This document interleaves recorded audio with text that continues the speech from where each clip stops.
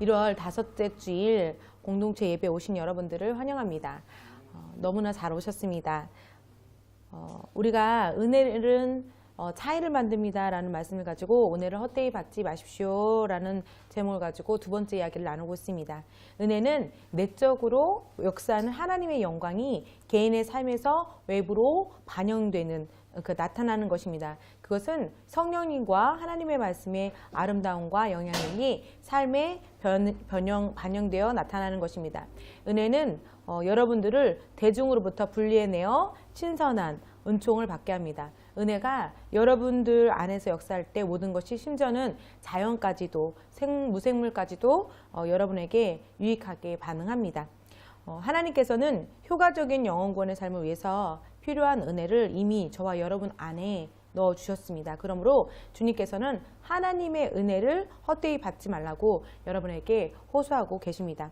고린도후서 6장 1절 함께 보도록 하겠습니다. 우리가 하나님과 함께 일하는 자로서 너희를 권하노니 하나님의 은혜를 헛되이 받지 말라. 예, 여기서 헛되이 받다라는 의미는 헬라어 케노스입니다. 하찮게 여기다, 공허하다, 거짓되다, 어리석게 여기다, 헛되게 여기다, 쓸데없게 여기다, 실속 없이 여기다, 또는 헛되다, 아무 보람 없이 허황하여 믿을 수 없는 것으로 여기다 라는 의미를 갖고 있는데요. 헬라어 케노스는 우리나라에도 비슷한 의미를 가진 고사성어가 있어요. 그것이 베으망덕이라는 고사성어인데, 남에게 입은 큰 은혜를 잊어버리고 등을 돌리다, 그러니까 배반을 하다, 뭐 이런 의미를 갖고 있어요. 이런 태도가 성경에 나와 있습니다.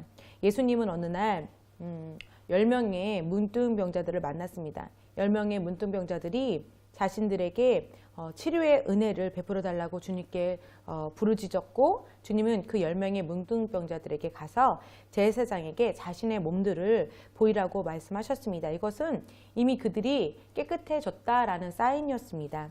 왜냐하면 율법에 의하면 문둥병자들은 그들의 병을 깨끗함을 받았는지 그렇지 않은지 제사장에게 가서 물어보아야 했기 때문이죠. 그래서 10명의 문둥병자들은 제사장에게 가서 자신들의 몸을 보이러 가는 도중에 깨끗함을 받은 것을 발견했습니다. 누가복음 17장 15절에서 16절 보시면, 그런데 그들 중 한 명이 자기가 나은 것을 보고 돌아와 큰 음성으로 하나님께 영광을 돌리며 주의 발에 엎드려 얼굴을 대고 감사를 드렸는데, 예, 말씀에는 10명의 사람 모두가 치료를 받은 은혜를 입었다고 말씀하고 계십니다. 그러나 단 한 사람만이 다시 주님 계신 곳으로 돌아와서 큰 목소리로 소리를 치며 감사하기로 결정하였고, 예수님의 발 앞에 엎드려 감사를 표현하였습니다. 그는 아낌없이 감사의 표현을 하지 않는 자들을, 그런 사람들에 대한 행동을 이해할 수는 없었지만 본인은 그런 선택을 했습니다. 여기서 예수님께서 다시 돌아온 사람들을 향하여 놀랄 만한 말씀을 말씀하고 계십니다. 누가복음 17장 19절입니다. 예수님께서 응답하여 이르시되 10사람이 깨끗하게 되지 아니하였느냐? 그런데 그 9사람은 어디 있느냐? 이 타국인 외에는 하나님께 영광을 돌리러 돌아온 자가 없도다 하시고, 그에게 이르시되 일어나 가라, 내 믿음이 너를 온전하게 하였느니라 하시더라. 문둥병이 생기면 그 사람이 빼앗아간 모든 것, 그러니까는 문둥병이라는 질병은요, 이렇게 뼈와 모든 영역을 이렇게 녹이죠. 염증으로 인해서 녹이죠. 이마도 녹이고, 팔도 녹이고, 또는 코도 녹이고, 귀도 녹이고, 손가락 마디마디를 녹여서 나중에 심장까지 파열을 일으켜서 죽게 만드는 그런 병이죠. 전염병입니다.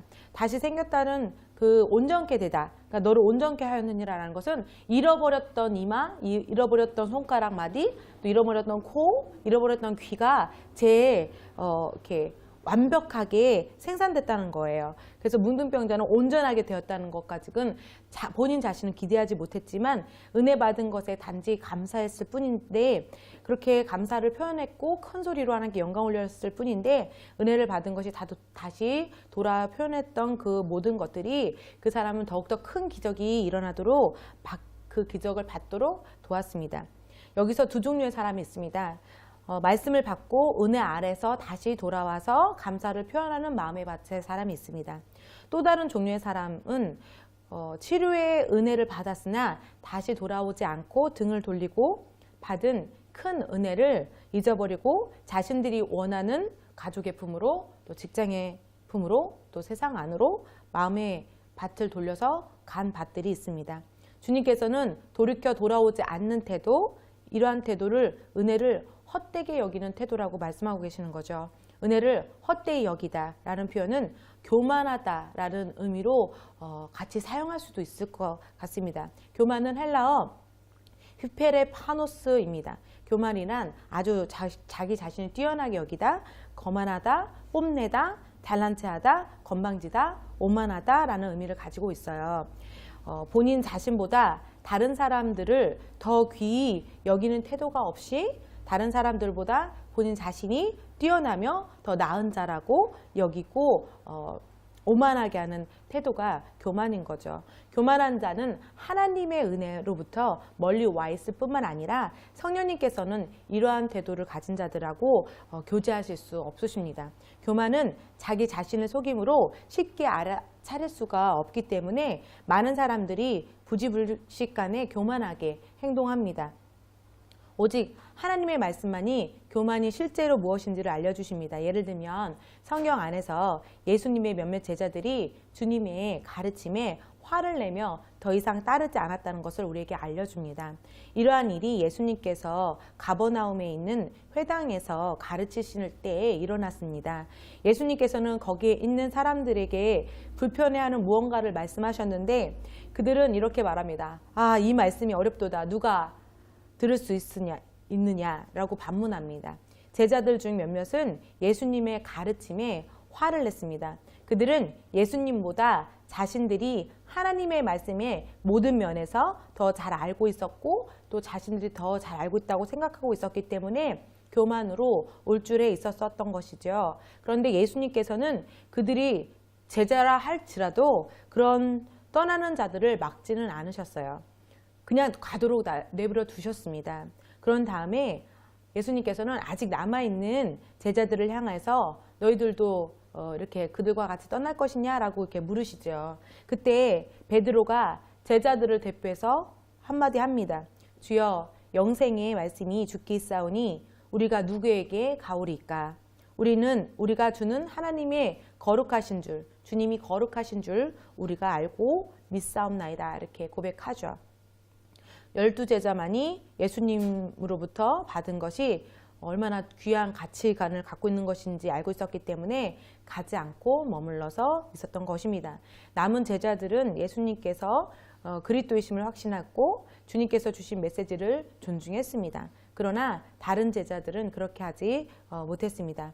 은혜를 헛되이 여기는 두 번째 태도는요, 교만하게 된 사람들이 다른 사람들에게 화를 내면서 그곳을 떠나게 만드는 원인입니다. 은혜를 헛되이 여기는 자들의 태도는 화를 내며 자신이 속해 있는 공동체를 떠납니다.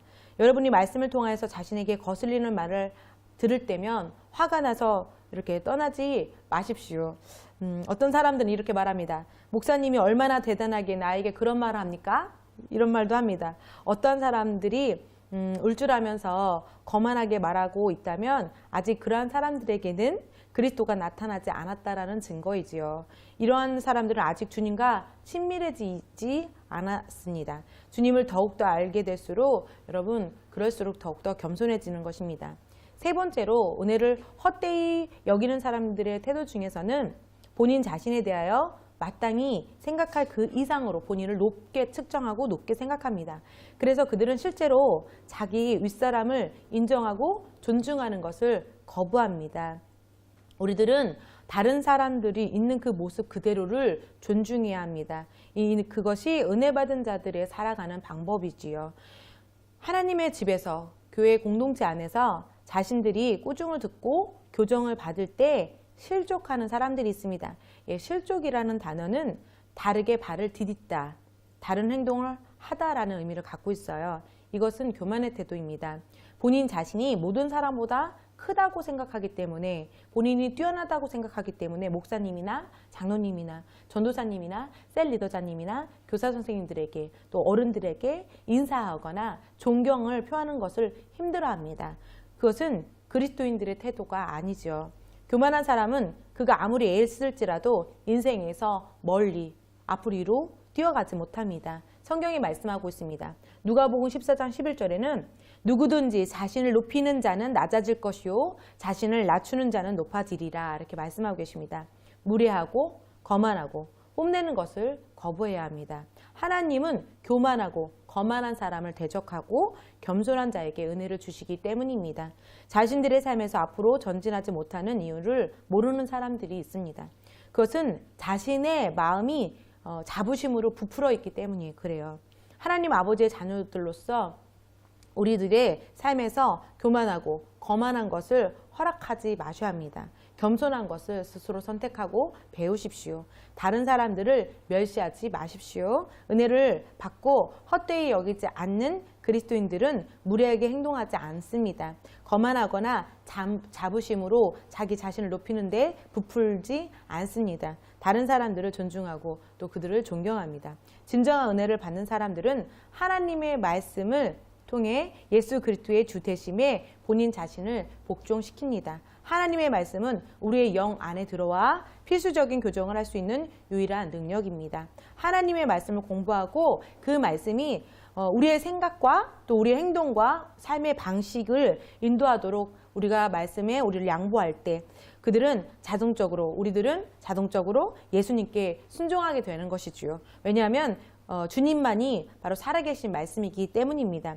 여러분 겸손해지십시오. 은혜를 받고 다른 사람에게 베풀 수 있는 사람이 되십시오. 그것이 위대해지는 길이기 때문입니다. 말씀을 지시를 따르고 리더십에 복종하십시오. 우리의 삶은 더 영광스러워질 것입니다. 할렐루야.